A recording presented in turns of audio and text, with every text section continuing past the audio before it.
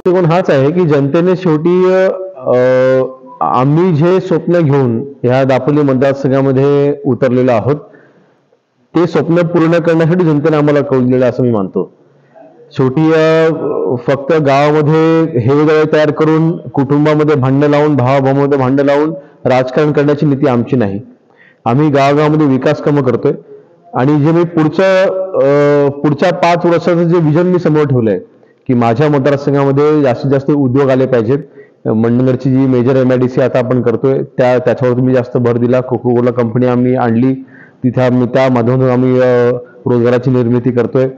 म्हणजे उद्योगावरती भर द्यायचा आणि आमच्या तरुणांना तिथे बेरोजगार तरुणांना तिथे रोजगार उपलब्ध करून द्यायचा. हे जे आम्ही दृष्टिकोन ठेवून चाललोय त्याला जनतेने साथ दिलेली आहे.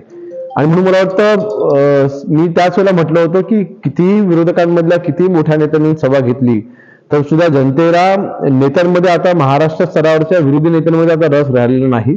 जनता आता भावनिक नाही. आता आजचा तरुण हा अतिशय प्रॅक्टिकल आहे. त्याला रिझल्ट पाहिजे, त्याला विकास पाहिजे, त्याला रोजगार पाहिजे, त्याला उद्योग पाहिजे, त्याला हे राजकारण नको आहे. आणि म्हणून ते द्यायचा शब्द आम्ही जो दिलाय त्या दृष्टीने आम्ही जी पावलं आता उचललेली आहेत त्याला जनता हा प्रतिसाद देते. त्याचाच परिणाम ह्या निकालामध्ये आम्हाला पाहायला मिळतोय.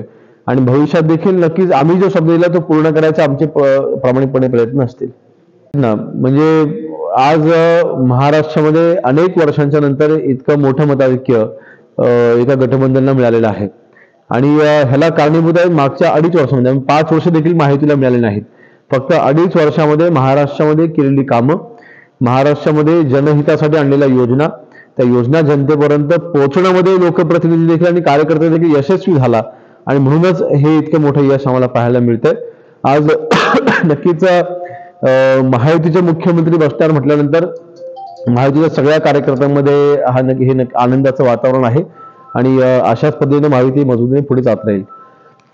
त्यांची इच्छा असते की आमचा आमदार हे मंत्री व्हावेत, परंतु नक्कीच सन्माननीय शिंदे साहेबांनी जेव्हा दापोली जाहीर सभेमध्ये सांगितलं की तुम्ही योगेशला आमदार करा, मी त्याला नामदार करेन, परंतु आज शेवटी राजकीय परिस्थितीचा विचार करता मला त्यांच्यावरती कुठलाही दबाव टाकायचा नाही. त्यांना जो योग्य निर्णय वाटेल तो योग्य निर्णय त्यांनी द्यावा. भविष्यामध्ये त्यांनी जगा कुठली जबाबदारी माझ्या खांद्यावरती दिली तर नक्कीच त्या संधीचं सोनं करण्याचं काम योगेश कदम करेल. मुख्यमंत्री माझी लाडकी बहीण योजना ही माननीय मुख्यमंत्री एकनाथजी शिंदे साहेबांची संकल्पना, त्यांच्या संकल्पनेतून ह्या योजनेचा जन्म झाला.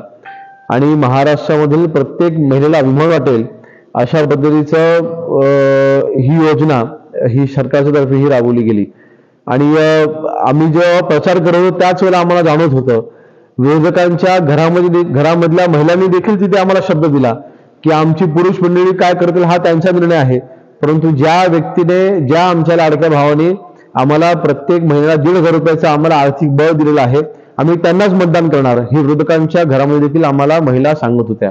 आणि त्याच वेळेला आमच्या लक्षात आलं होतं की मुख्यमंत्री माझी लाडकी बहीण योजना ही पुढच्या येणाऱ्या निकालाच्या दिवशी आमच्या विजयाचा पाया ठरेल.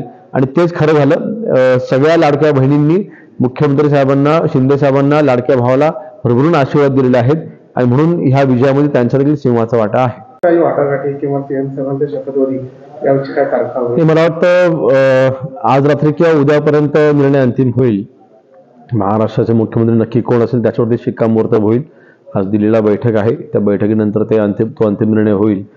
आणि मला वाटतं 2 किंवा 3 तारखेला हा शपथविधी होऊ शकतो. माननीय पंतप्रधान महोदय देखील त्या शपथविधीला येतील असा आमचा विश्वास आहे.